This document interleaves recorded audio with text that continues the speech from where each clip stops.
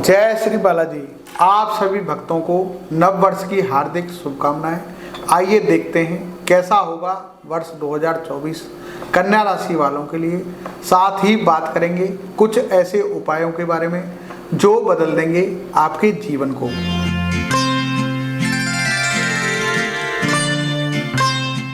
मैं बजरंग बाबा, स्वागत है आपका आपके खास कार्यक्रम संकट कटे मिटे सब पीरा में। इस राशि फल की शुरुआत से ही शनि महाराज का प्रभाव आपके छठे भाव में विशेष रूप से दृष्टिगोचर होगा, क्योंकि पूरे वर्ष शनिदेव आपके छठे भाव में विराजमान रहकर आपके अष्टम भाव, द्वादश भाव में और तृतीय भाव में देखेंगे। इससे आपको रोगों के प्रति सचेत रहना चाहिए, क्योंकि कोई भी शारीरिक समस्या आपको परेशान कर सकती है। अपने जीवन में अनुशासन लाना होगा और सही दिनचर्या का पालन करना होगा। नौकरी के क्षेत्र में शनिदेव आपको उत्तम सफलता प्रदान करेंगे और विदेश जाने में सफलता बना सकते हैं। भाई बहनों से संबंधों पर आपको काम करना होगा।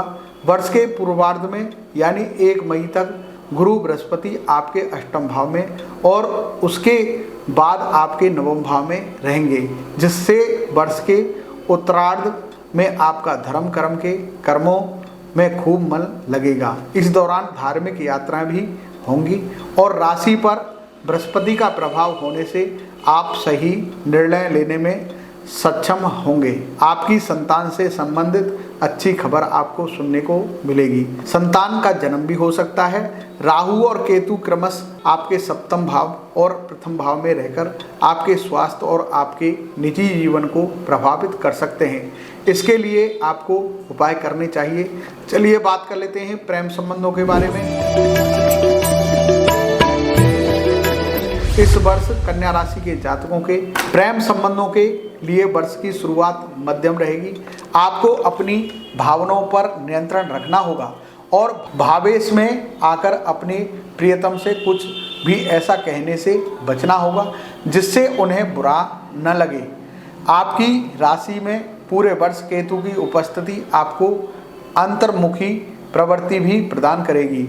इसका प्रभाव यह होगा कि आपके प्रियतम को आपको समझाने में समस्या हो सकती है। हो सकता है कि उन्हें बार बार ऐसा लगे कि आप उनसे कुछ छिपा रहे हैं और यह समस्या आपके प्रेम जीवन को बीच बीच में परेशान जनक स्थितियों में पहुंचाती रह सकती है। इसलिए अपने मन की बातों को खुलकर उनके सामने न रखें और अपनी भावनाओं का इजहार भी ना करें, लेकिन संभल कर रहें। हालांकि फरवरी और मार्च के महीने में आपको प्रेम संबंध के लिए बहुत अनुकूल साबित होंगे और इस दौरान आपको अपने प्रियतम के साथ रोमांस करने का भी पूरा मौका मिलेगा।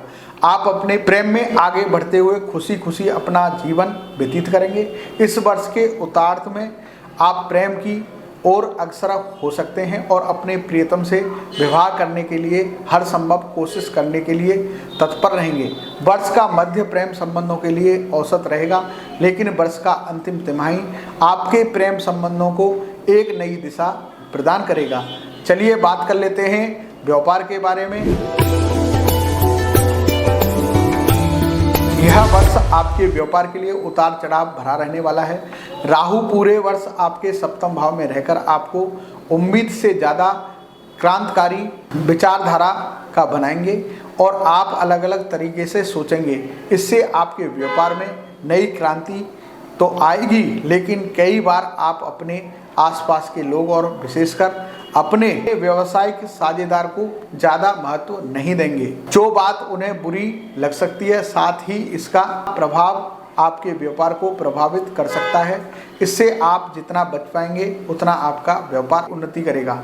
आपको इस वर्ष अपने व्यापार को लेकर काफ़ी पूंजी निवेश करने की भी आवश्यकता पड़ेगी। कन्या राशि भविष्य फल के अनुसार अप्रैल और मई का महीना उतार चढ़ाव से भरा रहेगा। इस दौरान आप तनाव महसूस कर सकते हैं, इसलिए इस दौरान कोई भी बड़ा निर्णय लेने से आपको बचना चाहिए। अगस्त से नवंबर तक का समय आपके व्यापार को अच्छी सफलता देगा। इस दौरान कुछ विशेषज्ञ लोगों से भी आपकी मुलाकात होगी, जिनसे आपके व्यापार से महत्वपूर्ण बदलाव और उसके बाद सफलता के योग बनेंगे। चलिए बात कर लेते हैं धन और लाभ के बारे में। इस वर्ष धन के दृष्टिकोण से मिले जुले परिणाम देने वाला वर्ष साबित होगा। आपको अपनी आर्थिक समस्याओं को दूर करने के लिए खुद ही प्रयास करने होंगे। ग्रहों की स्थितियां दर्शाती हैं कि वर्ष का पूर्वार्ध आपके लिए अधिक अनुकूल नहीं रहेगा। बृहस्पति के अष्टम भाव में उपस्थित होने से आपकी राशि में केतु का उपस्थिति होना आर्थिक तौर पर अधिक अनुकूल नहीं कहा जा सकता।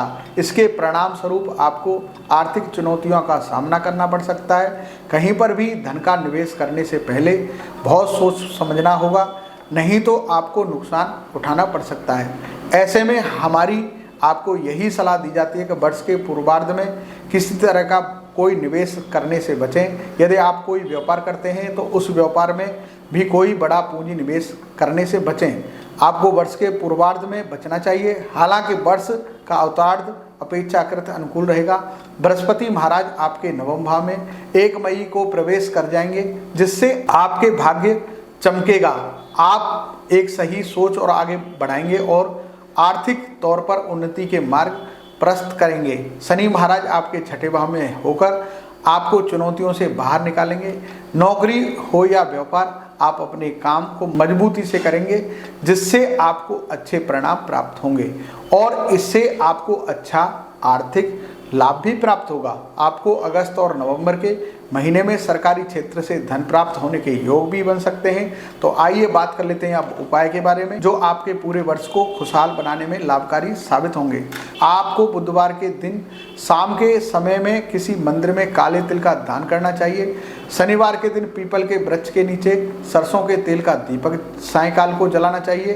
प्रतिदिन श्री गणपति अथर्व शीर्ष का पाठ करना चाहिए और गणपति जी को दूबा अंकुर अर्पित करना चाहिए। गुरुवार के दिन भूरी गाय को हल्दी लगी रोटी खिलानी चाहिए और अपने माता पिता का चरण स्पर्श और उनका आदर सत्कार करना चाहिए। यदि आप इन उपायों को नियमित रूप से कर लेते हैं तो आपको विशेष लाभ होगा।